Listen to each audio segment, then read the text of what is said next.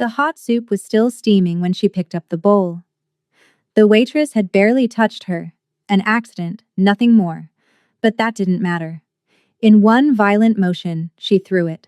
The boiling liquid splashed across the young woman's chest and arms. The scream that followed made everyone freeze. Customers stared in horror. The waitress collapsed, sobbing, her skin already blistering red. And the attacker? She stood there, breathing hard, satisfied. "That's what happens when you forget your place," she spat. This wasn't just assault. The slurs she'd used, the hatred in her voice. Everyone heard it. Everyone saw it. Then, from the back of the restaurant, a man stood up. His voice was quiet, but it carried like a threat. "That's enough, Yoon-hee." The woman's head snapped around, her face drained of color. Because the man walking toward her wasn't just anyone. He was her ex-husband, the former Mafia boss she'd divorced when he went legitimate. The man she'd mocked, humiliated, and thrown away like trash. And now, he'd just witnessed her commit a crime in his own restaurant. She tried to smile, tried to use their history, tried to make it go away. But the look in his eyes told her something terrifying. This time, her money couldn't save her. Her connections couldn't save her. Nothing could save her. What he did next didn't just shock her. It destroyed her entire world. And the waitress she'd tried to humiliate? Her life was about to change in ways no one could have predicted. But before we dive into this incredible story, if you enjoy tales of justice and karma, hit that subscribe button and turn on notifications so you never miss a story like this.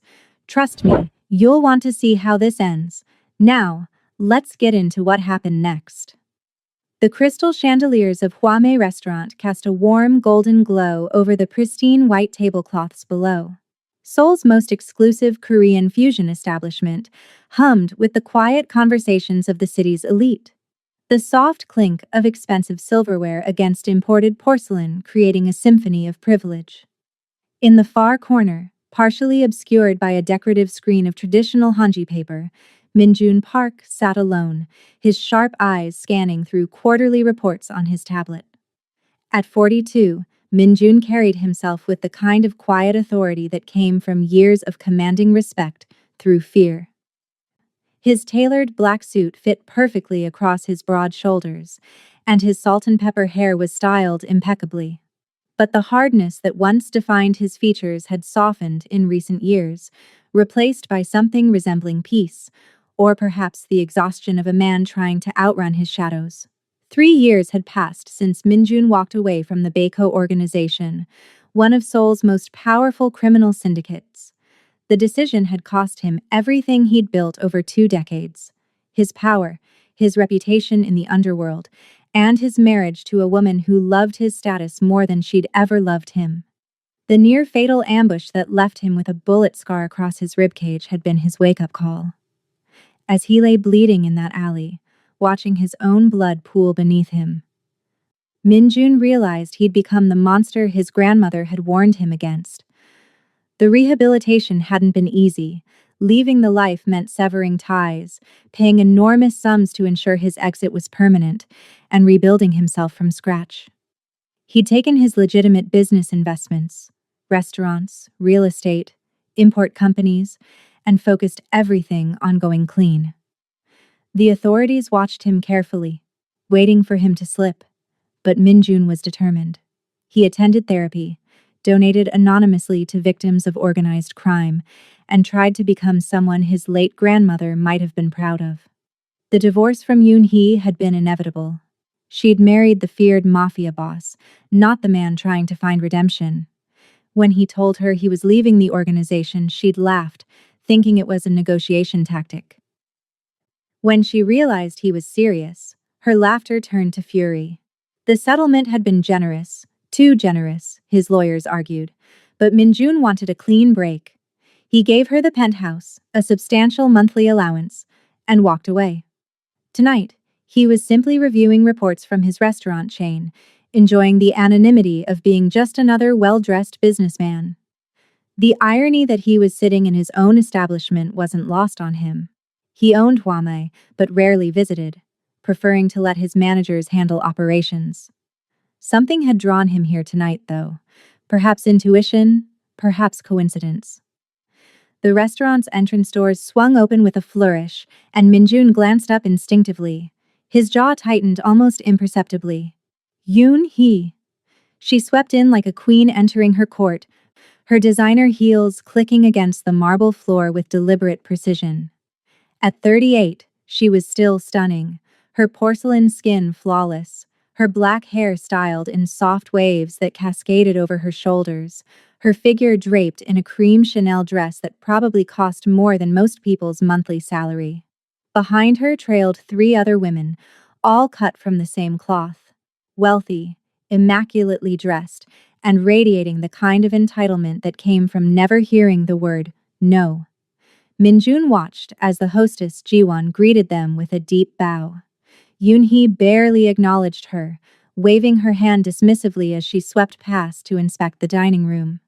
Her eyes scanned the space with proprietary interest, as if she still had claim to everything Minjun owned. Is this acceptable? Or should we go somewhere that actually values our patronage? Yoonhee's voice carried across the restaurant, intentionally loud enough for other diners to hear. Jiwon's smile remained professional despite the barb. Of course, Mrs. Park. We have an excellent table by the window. Ms. Choi? Yoonhee corrected sharply, using her maiden name. I haven't been Mrs. Park for 2 years. Thank God for that. She said it loud enough that several nearby tables looked up. Minjun felt his jaw clench, but remained still, half hidden behind his screen. He told himself to leave, to slip out the back before she noticed him. But something kept him rooted to his seat. The hostess seated Yoonhee and her entourage at a prominent table near the center of the dining room, exactly where they could see and be seen. They settled in with an explosion of designer handbags, loud observations about the decor, and the casual cruelty of people who'd never worked a day in their lives. I heard Park Minjun owns this place, one of Yoonhee's friends stage whispered, her voice dripping with fascination. Is it true you were married to him? The actual Baeko enforcer? Yoonhee examined her manicure with studied disinterest. Ancient history. He was somebody once. Now he's just a pathetic man playing at being legitimate, as if anyone's forgotten what he really is. The restaurants are nice, I suppose. But the man behind them? She laughed, cold and brittle. A disappointment in every way. Minjun's fingers tightened around his tablet, but he forced himself to breathe slowly. Her opinion of him didn't matter anymore. He'd made peace with his past. Or was trying to. What she thought was irrelevant. A young waitress approached their table carrying menus and water glasses on a silver tray. Minjun recognized her immediately. Jade Mitchell, one of his newer employees. She was 26. An African-American woman who'd moved to Seoul 18 months ago to teach English and immerse herself in Korean culture while saving money for graduate school. When teaching hadn't paid enough, she'd picked up shifts at Hwamei. Minjun's general manager had praised her work ethic repeatedly, noting that she was learning Korean rapidly and had natural grace with customers. Tonight, Jade looked tired. Minjun knew from the staff schedule that she'd worked a double shift, covering for a colleague who'd called in sick. Her normally bright smile was slightly strained as she approached Yoonhee's table, and Minjun could see the exhaustion in the careful way she balanced the tray. Good evening, ladies, Jade said in flawless Korean, bowing respectfully. Welcome to Hwamei. My name is Jade, and I'll be taking care of you tonight. May I start you with some water and our wine list? One of Yoonhee's friends giggled, leaning toward the others. Oh my God, did you hear her accent? She speaks Korean. How exotic, another murmured, as if Jade weren't standing right there. Jade's smile didn't waver, though Minjun noticed her shoulders stiffen slightly. She'd learned to handle such comments with grace, he knew. Seoul was becoming more diverse, but casual racism still reared its ugly head, especially among the older, wealthier demographics. The chef has prepared a special tasting menu tonight, Jade continued professionally, setting down the water glasses with practiced precision. I'd be happy to explain each course. We'll order what we want when we want it. Yoon-hee interrupted, not looking up from her phone. Just bring the wine list and give us space. Of course, Jade replied, maintaining her composure. She reached across to place the final water glass near Yoon-hee's right hand. It happened in slow motion. As Jade extended her arm, the sleeve of her uniform brushed, barely touched, Yoon-hee's bare shoulder. It was the lightest contact, completely accidental. The kind of minor thing that happened in busy restaurants a dozen times a night. Yoon-hee recoiled as if she'd been burned, jerking backward with such force that her chair scraped loudly against the floor. The entire restaurant seemed to pause.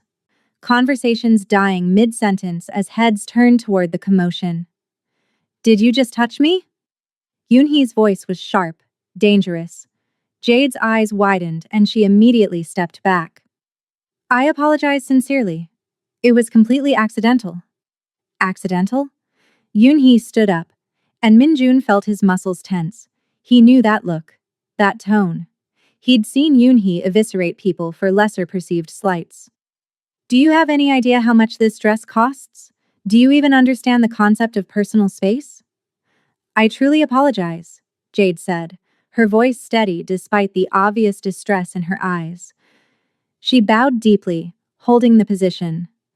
Please forgive my carelessness. I'll bring your wine list immediately. Your carelessness? Yoon-hee's laugh was cruel. Is that what they're calling it? Maybe where you're from. It's acceptable to put your hands all over people, but here in Korea, we have standards. We have respect. The racial undertone was unmistakable. Min-jun saw Jade's face freeze, saw the way her hands trembled slightly as she clutched the serving tray. Around them, other diners shifted uncomfortably. Jiwon, the hostess, started moving toward the table, but she was too far away. Ma'am, I assure you it was an accident. Jade tried again, her voice quieter now. I would never intentionally. Oh, look at this. One of Yoon-hee's friends interjected, her voice syrupy with false concern.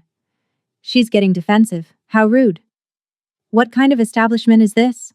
Another added, joining the attack. Hiring people who can't even serve properly? Min-jun must be more desperate than we thought. Yoon-hee's eyes lit up with malicious glee, sensing blood in the water. She stepped closer to Jade, invading her space deliberately. You know what? I don't think you belong here. This restaurant caters to a certain clientele. Perhaps you'd be more comfortable somewhere else.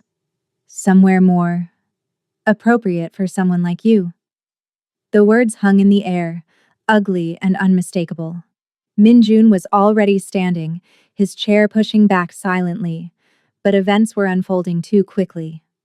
Jade's composure finally cracked.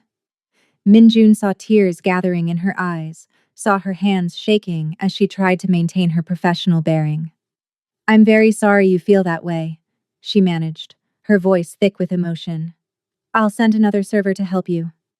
She turned to leave, desperate to escape with whatever dignity she had left. That's when Yoon-hee picked up the bowl of Korean seafood soup, jampong, that had just been delivered to the table. Min-jun saw it happening and started moving, but he was too far away. Everything seemed to happen in terrible slow motion. Yoon-hee's face twisted with rage and satisfaction. Her hand rose, tilting the bowl. The soup, still steaming hot from the kitchen, sloshed forward. Maybe this will teach you to know your place, Yoon-hee shrieked. The scalding liquid arced through the air in a deadly orange wave, splashing across Jade's chest, neck, and arms. The ceramic bowl followed, shattering against her shoulder before clattering to the floor. Jade's scream cut through the restaurant like a knife. She stumbled backward, her hands instinctively going to her chest where the hot soup soaked through her uniform, burning her skin. The serving tray crashed to the ground with a deafening clatter. Other diners leaped from their seats, some gasping, others shouting in shock. Oh my God! Someone yelled. Jade collapsed to her knees, sobbing in pain and shock, desperately trying to pull the scalding fabric away from her skin. Red welts were already forming on her arms and neck, where the soup had made contact. The smell of spicy broth mixed with the acrid scent of burning fabric filled the air. Yoon-hee stood over her, breathing hard, her face flushed with anger and something like triumph. That's what happens when you forget your place. Maybe now you'll... That's enough, Yoon-hee. The voice cut through the chaos like a blade. Quiet, controlled, but carrying such weight that the entire restaurant seemed to freeze. Min-jun stepped out from behind the decorative screen, his face absolutely calm, but his eyes blazing with controlled fury. Yoon-hee's head snapped toward him, her expression cycling rapidly through shock, recognition, and then something like fear. Min-jun, what are you? But he wasn't looking at her. He was already moving toward Jade, shrugging off his expensive suit jacket as he crossed the distance in 3 long strides. He knelt beside her, his movements careful and precise. Don't touch the burned areas, he said gently in English, switching languages instinctively. His English was fluent, barely accented. I know it hurts. We're going to help you. Jade looked up at him through tears, confused and in pain, not understanding who this man was or why he was helping her. Min-jun draped his jacket carefully around her shoulders, avoiding the burned areas, giving her some coverage and comfort. Someone call an ambulance, he ordered in Korean, his voice snapping with authority. Now. 3 people immediately pulled out their phones. Ji-won was already running toward them, her face pale with shock. Min-jun looked up at his general manager, who had appeared from the kitchen. Sung-ho, bring the first aid kit. Cool water, clean towels, move. Then, finally, he turned his gaze to Yoon-hee. She was still standing there, her hand slightly raised as if frozen in the moment of throwing the soup. Her friends had backed away, suddenly very interested in examining their phones. The triumph had drained from Yoon-hee's face, replaced by dawning comprehension and something that might have been panic. Min-jun, she touched me. She was disrespectful. Yoon-hee started, her voice taking on a wheedling quality that Min-jun remembered too well, the tone she used when trying to manipulate her way out of consequences. Be quiet, Min-jun said softly. The words were barely above a whisper, but they carried enough menace that Yoon-hee actually took a step backward. Don't say another word. He pulled out his phone, never taking his eyes off his ex-wife. Yes, I need police at Hwame restaurant on Gangnam-daero. There's been an assault. The victim has been attacked with hot liquid and needs medical attention immediately. The assailant is still on scene. He paused. Yes, I'll make sure she doesn't leave. Yoon-hee's eyes widened. Police? Are you insane? This is between me and some careless waitress who... I said be quiet. Min-jun's voice remained level, but there was steel beneath the calm. He looked at his head of security, a former Beko member named Dae-jung, who'd followed Min-jun into legitimate business. The man had been discreetly stationed near the entrance and was now approaching quickly. No one from that table leaves until the police arrive, Min-jun instructed. Especially her. Dae-jung nodded, positioning himself between Yoon-hee's table and the exit. Another security guard appeared from the back, blocking the rear entrance. Yoon-hee's friends looked at each other nervously, clearly calculating whether their association with her was worth this level of trouble. Sung-ho returned with the first aid kit and a bowl of cool water. Min-jun took the clean towels, gently dabbing at Jade's arms where the soup hadn't fully soaked through. He was careful, methodical. His hands surprisingly gentle for someone with his history. What's your name? He asked Jade quietly in English. Jade, she managed through her tears. Jade Mitchell. Jade, I'm Min-jun Park. I own this restaurant. I'm so sorry this happened to you. His voice was steady, calm, the kind of voice meant to cut through panic. The ambulance is coming. You're going to be okay. I promise you'll receive the best care available. I didn't do anything wrong, Jade sobbed. I barely touched her. It was an accident. I know. I saw everything. Min-jun's jaw tightened. You did nothing wrong. Nothing. Do you understand me? Jade nodded, wincing as another wave of pain washed over her. The cool water was helping, but the burns were clearly severe. Min-jun could see blistering starting to form on her forearm where the soup had been hottest. Behind them, Yoon-hee had found her voice again. This is ridiculous. Min-jun, you can't seriously be calling the police over a simple accident. It was her fault for being clumsy. Min-jun stood slowly, turning to face her. The expression on his face made several nearby diners actually move back. It wasn't rage. That would have been easier to handle.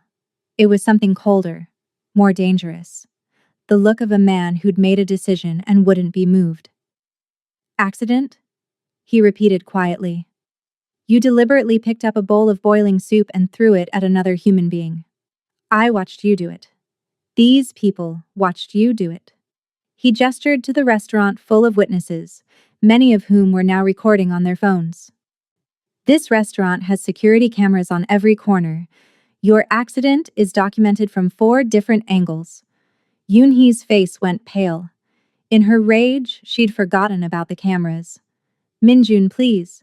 Be reasonable. We were married. We have history. Had, he corrected. We had a marriage. It ended because you couldn't love a man who wasn't a monster. Well, congratulations, Yoon-hee. You're looking at who I'm trying to become, and that person won't let you hurt innocent people without consequences. She's just a waitress. Yoon-hee's voice rose, desperation making her cruel again. She's nothing. And you're going to ruin me over nothing? The words seemed to echo in the sudden silence. Even Yoon-hee's friends looked uncomfortable now, edging further away from their companion. Min-jun's expression didn't change. She's a human being. Her name is Jade Mitchell. She's 26 years old. She works 2 jobs to save money for graduate school. She learns languages for fun and has perfect attendance here because she actually values honest work. She has dreams, family, friends who love her, and a future ahead of her. She is not nothing. He took a step toward Yoon-hee, and she instinctively backed up. You, on the other hand, Min-jun continued, his voice dropping even lower.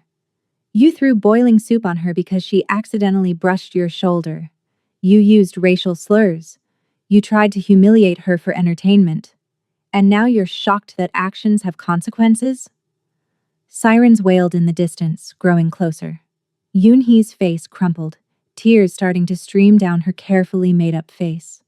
Min-jun, please. Think about what this will do to my reputation, my friends, my social standing. I am thinking about it, Min-jun said flatly. I'm thinking about how your reputation is built on cruelty. Your standing is built on money you didn't earn and power you never deserved. I'm thinking about how I gave you everything, and you used it to become exactly the kind of person I'm trying not to be anymore. The ambulance arrived first, paramedics rushing in with equipment. Min-jun stepped aside to let them work, explaining quickly in Korean what had happened. They immediately began treating Jade, carefully cutting away the soaked parts of her uniform to access the burns, starting IVs, preparing her for transport.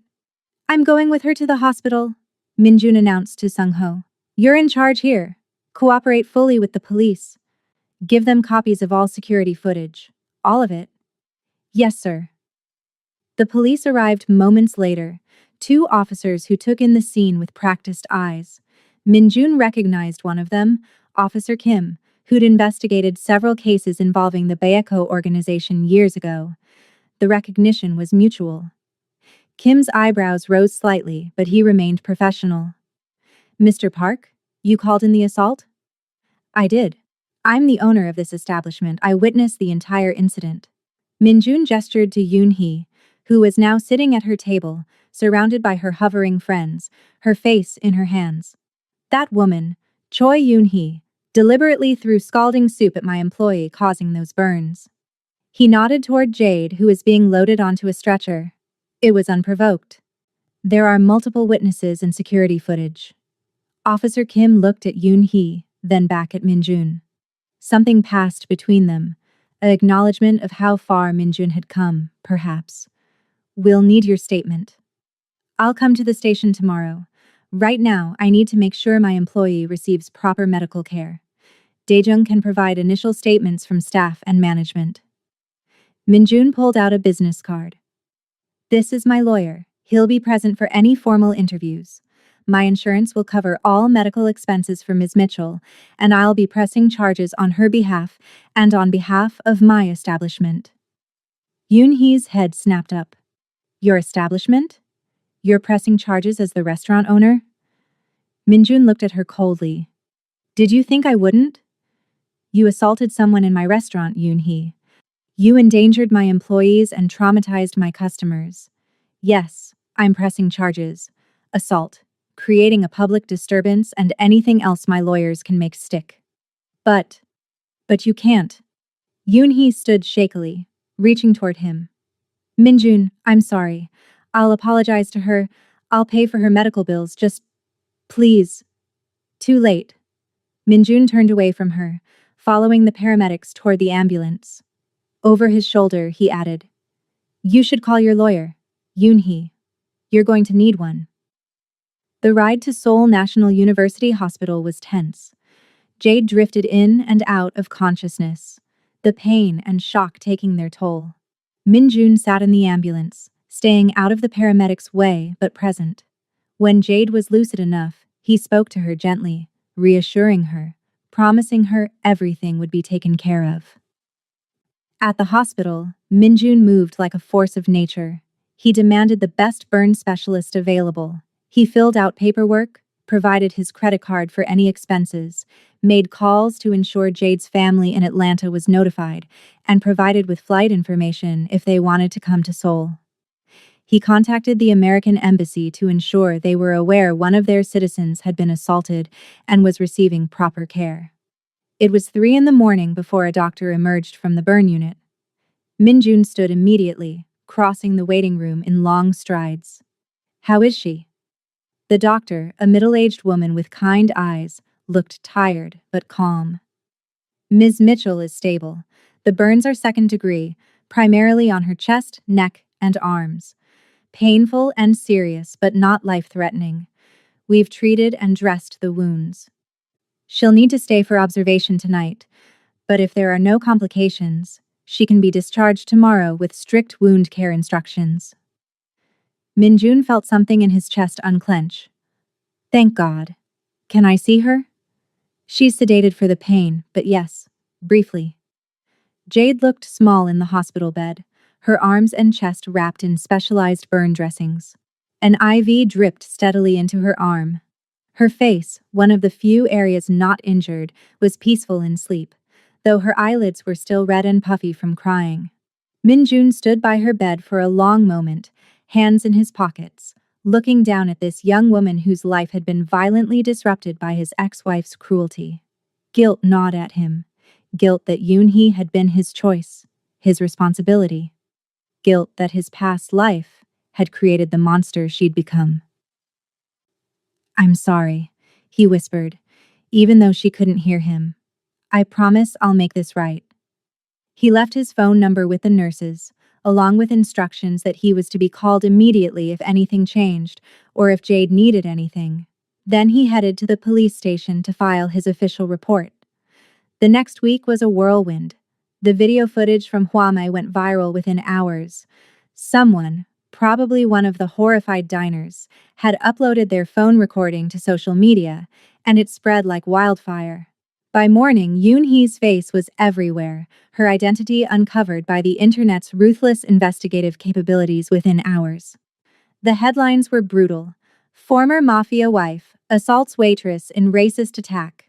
Wealthy socialite arrested after pouring hot soup on employee. Shocking video, entitled Woman's Violent Meltdown Goes Viral. The Korean public, already frustrated with displays of wealth inequality and casual racism, seized on the story.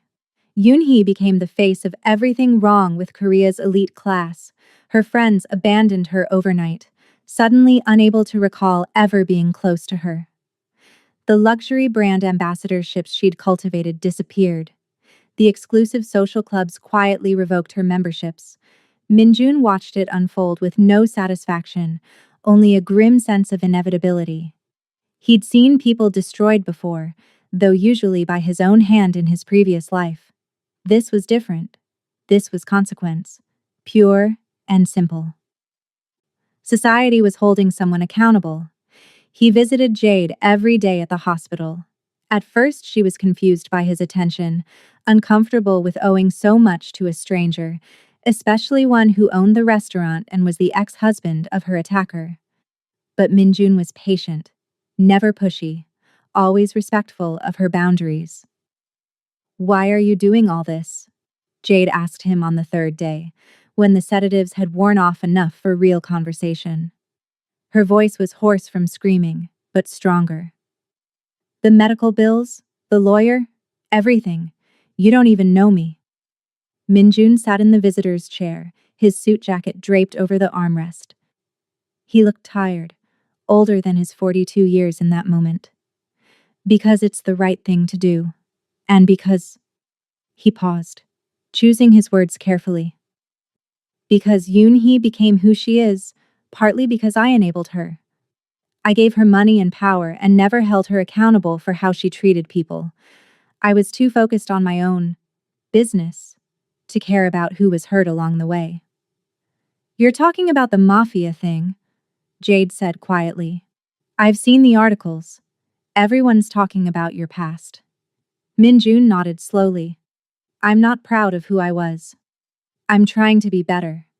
But that doesn't erase the damage I did, or the damage done by people I empowered." He met her eyes. "What Yoon-hee did to you is unforgivable, but I share responsibility for creating the person who could do that. So yes, I'm paying your medical bills. I'm making sure you have the best care. It's the absolute least I can do." Jade studied him for a long moment. "The articles say you left the organization 3 years ago, that you've been trying to go straight." "I have been. It's—" He smiled sadly. "It's harder than I expected. You can leave the life, but the life doesn't always leave you. People still see me as I was. Maybe they always will." "That must be lonely," Jade said softly. The simple empathy in her words caught Minjun off guard. He looked away, his throat tight. "Sometimes. But it's what I deserve." "I don't think that's true," Jade said.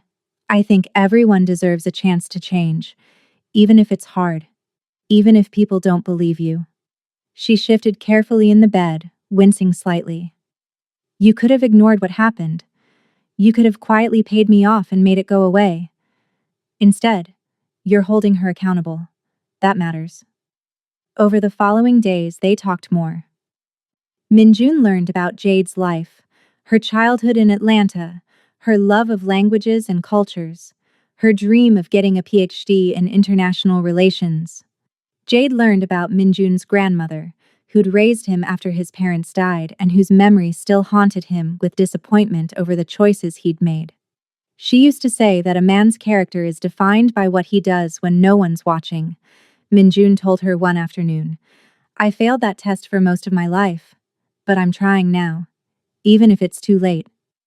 "It's not too late," Jade insisted. "You're making different choices now. That counts." A week after the incident, Jade was discharged with strict wound care protocols. Minjun arranged for a private car to take her home, along with a nurse who would visit daily to help with dressings until Jade could manage alone. He also ensured she received full pay for all the work she was missing, plus a substantial compensation package for pain and suffering. "This is too much," Jade protested when her lawyer showed her the settlement offer. "I mean, I'm grateful, but it's not too much," Minjun said firmly. "You were assaulted while working for me. You'll need time to heal. You shouldn't have to worry about money while you're recovering." But he had one more thing in mind. Something that had been taking shape over the past week. He waited until Jade had been home for a few days, until some of the initial trauma had begun to fade, and she could think clearly about her future. He called and asked if he could visit. Jade agreed, curious and a little nervous. Her apartment in Itaewon was modest but comfortable. The living space of someone making do while saving every extra one for bigger dreams. Minjun arrived with flowers, tasteful, not overly romantic, and a carefully prepared proposition. "I have a job offer for you," he said, after they'd settled in her small living room with tea. "And before you say anything, please hear me out completely." Jade's eyebrows rose, but she nodded. "My restaurant chain is expanding. We have 12 locations in Seoul and 3 more opening this year. We're also looking at international expansion: Tokyo, New York, Los Angeles." Minjun leaned forward slightly. "I need someone to head up our diversity and inclusion initiatives. Someone who understands what it means to be foreign in Korea. Someone who can train staff on cultural sensitivity, create policies that protect employees from discrimination, and help us build a reputation as a place where everyone is valued." He pulled out a folder, setting it on the coffee table between them. "This is the job description and salary offer. It's a director-level position. It comes with full benefits, relocation assistance if you want a better apartment, and a budget to build a team. You'd report directly to me and have real authority to make changes." Jade stared at the folder, not touching it. "Minjun, I'm a waitress. I don't have experience in human resources or corporate management. You have something better. You have lived experience. You've faced the exact problems we need to solve." Minjun's voice was earnest. "I've watched you handle difficult customers with grace for months. I've seen your language skills, your intelligence, your work ethic. And I saw how you maintained your dignity even when Yoon-hee was attacking you. That takes strength." "Or trauma response," Jade said with a weak smile. "Maybe both." Minjun smiled back gently. "Look, I'm not asking you to decide right now. Your recovery comes first. But I want you to think about it. I'm serious about making my businesses better. I can hire consultants with fancy degrees, but I'd rather hire someone who actually understands the issue from the inside, someone I trust to be honest with me." Jade picked up the folder, opening it slowly. Her eyes widened as she saw the salary figure. This is real?" "Completely real. Take your time. Read it over. Talk to your lawyer, your family, anyone you trust." Minjun stood. "I'll leave you alone to think. But Jade, I hope you'll consider it. I think you could do amazing things." After he left, Jade sat for a long time staring at the job offer. Her hands trembled slightly as she read through the details. It was everything she'd dreamed of and more: meaningful work, financial security, a chance to actually make a difference. It would mean abandoning her graduate school plans, at least temporarily, but it also offered something graduate school couldn't: real-world impact, immediate and tangible. She called her mother in Atlanta that night. "Mama, something happened," Jade began, and told her everything. The assault, Minjun's intervention, the viral video, and now the job offer. Her mother listened without interrupting, a skill she'd perfected over Jade's 26 years.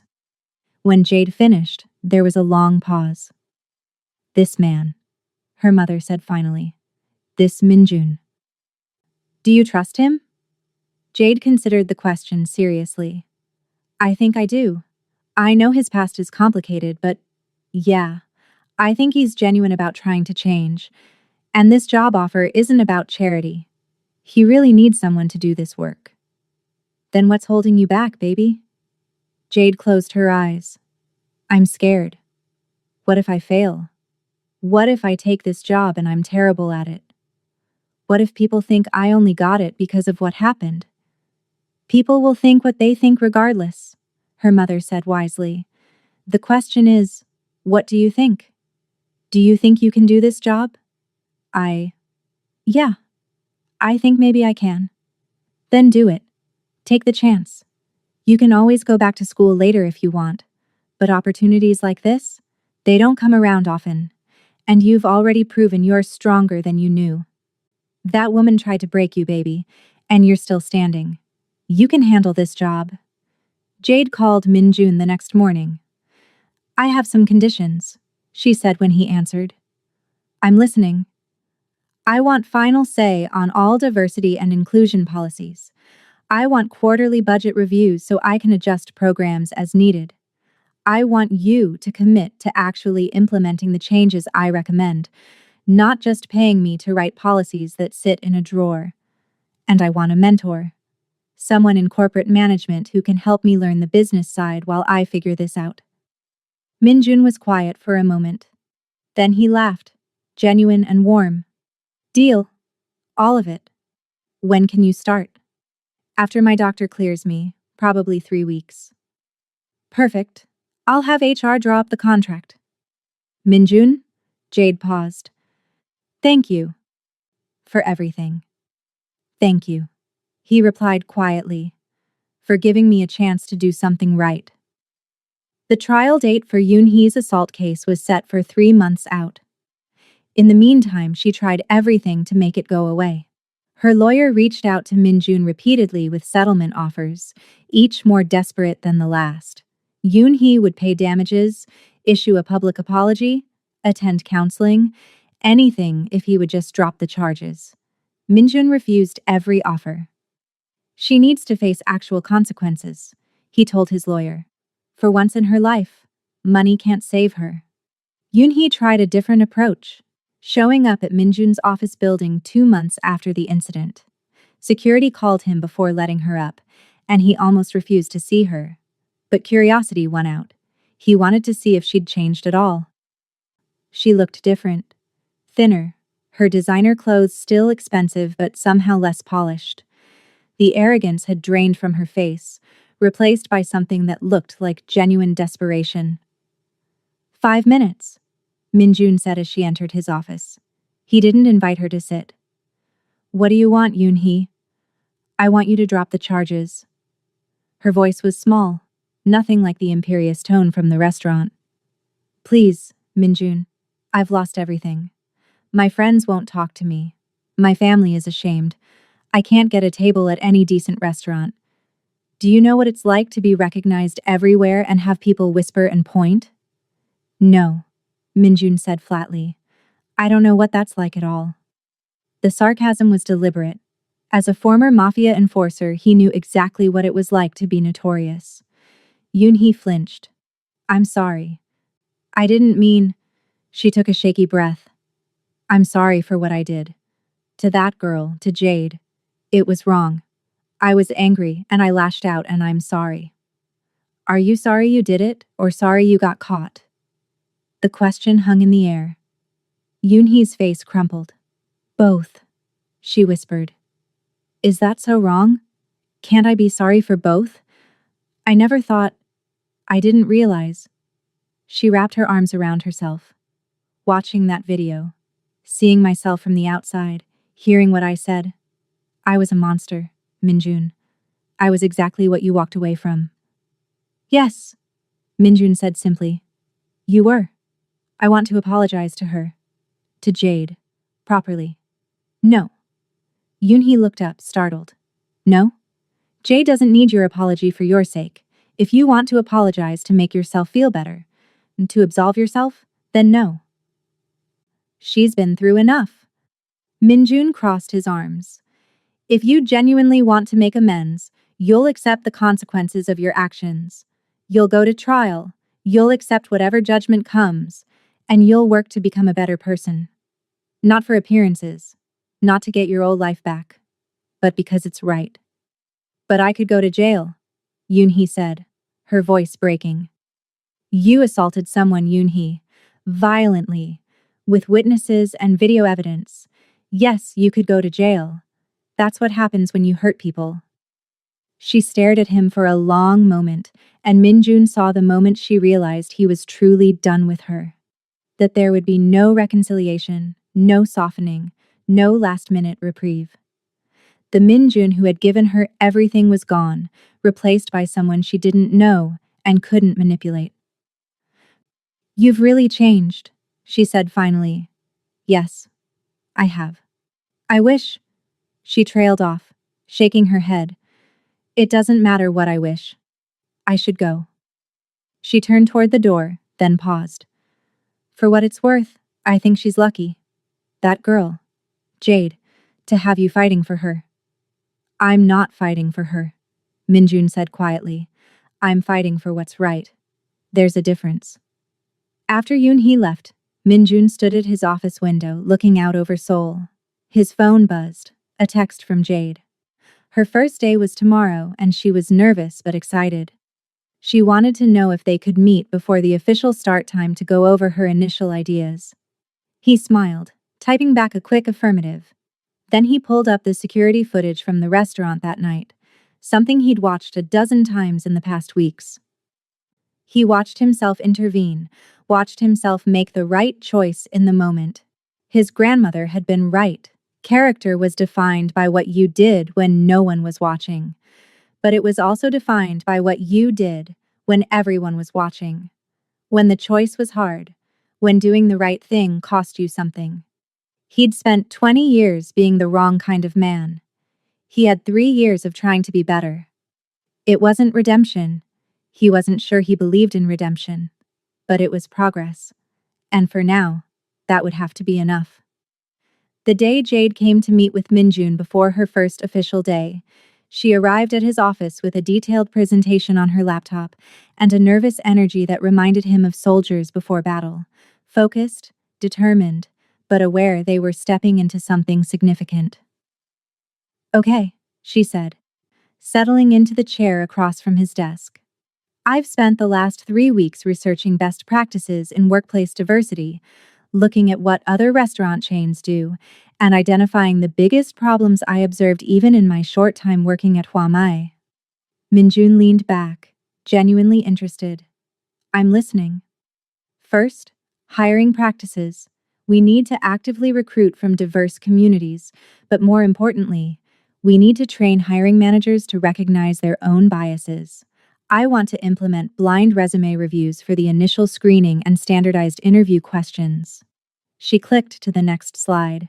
Second, staff training. Not just a single diversity workshop that everyone sleeps through.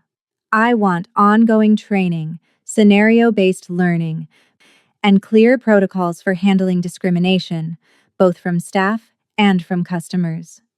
Customers, Minjun repeated thoughtfully. That's tricky. We need their business. We need the right customer's business, Jade corrected firmly. If someone can't treat our staff with respect, they shouldn't be welcome. Period. I want a clear policy. Discrimination of any kind results in immediate removal from the premises, no refund, and a lifetime ban if warranted. Minjun raised his eyebrows. That's aggressive. That's necessary. Jade's eyes were intense. Right now, your staff doesn't feel protected. They feel like they have to accept abuse because the customer is always right. That needs to change. Your employees need to know you have their backs.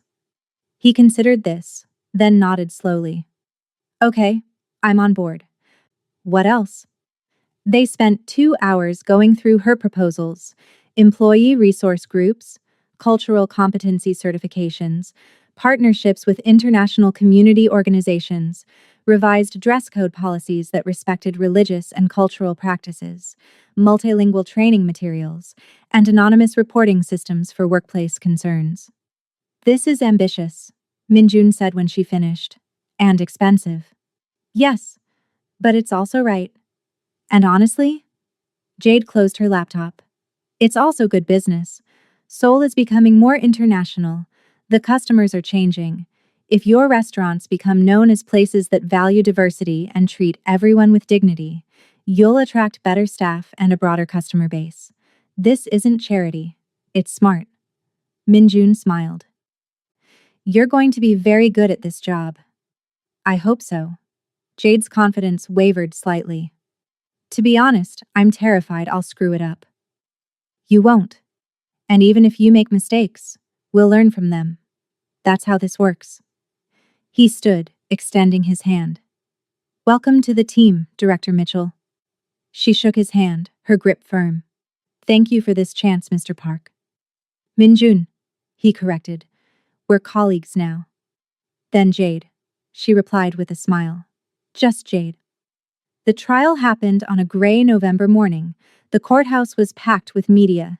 curious onlookers and advocacy groups who'd latched onto the case as emblematic of broader issues. Minjun sat in the gallery, dressed in a conservative suit, his face impassive. Jade sat beside him, her burns healed now, but still visible as faint scars on her arms. Yoon-hee arrived with her lawyer, her head down, avoiding eye contact with everyone. She'd lost weight, and her designer clothes hung on her frame. The arrogance was completely gone, replaced by what looked like genuine shame. The trial was straightforward. The security footage was damning. Witness testimony was consistent.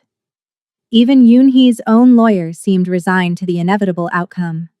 Yoon-hee herself took the stand and, to everyone's surprise, admitted guilt fully. "I did it," she said, her voice steady despite the tears on her face. "Everything they said I did. I was angry, and I was cruel, and I hurt someone who didn't deserve it. There's no excuse. I'm guilty." Her lawyer looked like he wanted to die. The prosecutor looked pleasantly surprised. The judge listened carefully, asked a few questions, and then called for a recess to consider sentencing. During the break, Jade turned to Minjun. "Do you think she means it? The remorse?" "I think she's experienced consequences for the first time in her life," Minjun said.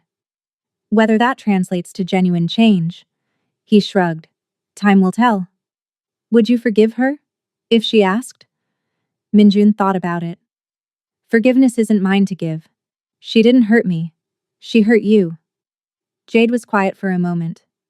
"I don't know if I forgive her. Not yet. Maybe someday. But I don't hate her anymore. Hating her gives her too much power over me." The judge returned with the sentence. 18 months in prison, with possibility of parole, after 12 months pending good behavior. Additionally, a substantial fine, mandatory anger management and cultural sensitivity counseling, and a 5-year probation period after release. It was a strong sentence, stronger than many expected. Yoon-hee took it without reaction, simply nodding as if she'd expected nothing less. As she was led away, she glanced back at the gallery. Her eyes found Minjun's, then moved to Jade's. She mouthed something, "I'm sorry," before disappearing through the door. Outside the courthouse, media swarmed them. Minjun made a brief statement. "Justice was served today. My ex-wife committed a serious crime and will face appropriate consequences. I hope this sends a message that nobody, regardless of wealth or status, is above the law. I'm proud of Ms. Mitchell's courage in pursuing this case, and I'm grateful to the justice system for holding people accountable." Jade added her own statement. "I hope this case reminds everyone that service workers are human beings deserving of respect. No one should have to experience what I went through. I'm grateful to Mr. Park and everyone at Huami for supporting me, and I hope other businesses will learn from this and create safer workplaces for all employees." That night, Minjun took Jade and several members of her new team out to dinner. Not at one of his restaurants, but at a small family-owned place in Hongdae that served the best kimchi jjigae in Seoul. It was casual, warm, full of laughter and relief that the trial was finally over. "To new beginnings," Jade toasted, raising her soju glass. "To second chances," Minjun added, clinking his glass against hers. "To doing better," someone else contributed. They drank and talked, and for a few hours the weight of the past months lifted. Minjun watched Jade laugh with her new colleagues, watched her confidence grow as she discussed her plans for the diversity initiative, and felt something he hadn't felt in years. Hope. Maybe redemption wasn't possible. Maybe his past would always haunt him. But sitting there, watching this young woman he'd helped flourish, knowing that his intervention had made a real difference, he thought maybe his grandmother would have been a little bit proud. And that was enough. 6 months later, Jade's diversity and inclusion program was fully implemented across all of Minjun's restaurants. Staff turnover had decreased by 30%. Employee satisfaction scores had skyrocketed. Two major food critics had specifically praised Hwame's commitment to creating welcoming environments for both staff and diverse clientele. Jade had hired a team of 3, all from different backgrounds, all passionate about the work. Together, they were expanding the program beyond restaurants, helping Minjun's other businesses, the real estate company, the import firm, develop their own policies and training. Minjun's reputation was slowly shifting. He was still the former Mafia enforcer, still had that shadow following him. But increasingly, he was also becoming known as a businessman who backed up progressive talk with real action. Other companies started reaching out, asking about his diversity initiatives, wanting to know how they could implement similar programs. "You're becoming respectable," his lawyer joked during one meeting. "How does it feel?" "Strange," Minjun admitted, "like wearing someone else's clothes. But it felt good too, better than he'd expected." Yoon-hee served 13 months before being released on parole. Minjun heard through mutual acquaintances that she'd moved to Busan, away from Seoul's social circles. She was actually working, at a nonprofit that helped victims of domestic violence. Whether it was genuine reformation or just good optics for her parole officer, he didn't know and didn't particularly care. He saw her once, unexpectedly, at a conference on workplace safety. She was there with the nonprofit, and he was there as a panelist discussing employer responsibility in protecting workers. They made eye contact across the conference hall. She didn't approach, just gave a small nod of acknowledgement. He returned it. They weren't friends. They would never be friends. But maybe they'd both learned something from the wreckage of their past. That evening, Minjun met Jade at a cafe near her apartment. It had become a monthly tradition, checking in, discussing the program's progress, and just talking as friends. "I've been thinking about something," Jade said as they settled into their usual corner table. "Do you remember what you told me at the hospital? About how you shared responsibility for who Yoon-hee became?" Minjun nodded, stirring his Americano. "I think you were wrong." Jade's voice was gentle but firm. "She made her own choices.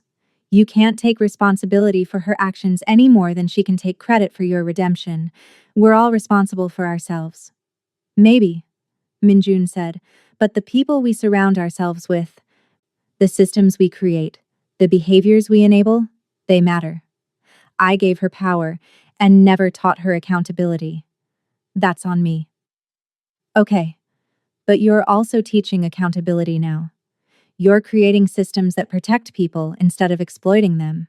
Doesn't that count for more?" Minjun smiled slightly. "When did you become so wise?" "Since someone gave me a job I wasn't qualified for and forced me to figure it out." Jade grinned. "Seriously though, I think you need to forgive yourself. Not for everything. Some things maybe can't be forgiven.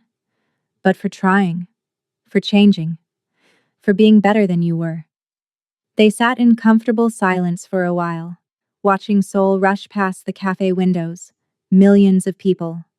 All with their own stories, their own struggles, their own attempts at becoming something better than they were. "Thank you," Minjun said finally, "for taking the job. For giving me a chance to do something right." "Thank you for intervening that night," Jade replied, "for seeing me as a person worth protecting. You saved me in more ways than one." They finished their coffee and went their separate ways, back to their lives, their work, their ongoing attempts at building something good from broken pieces.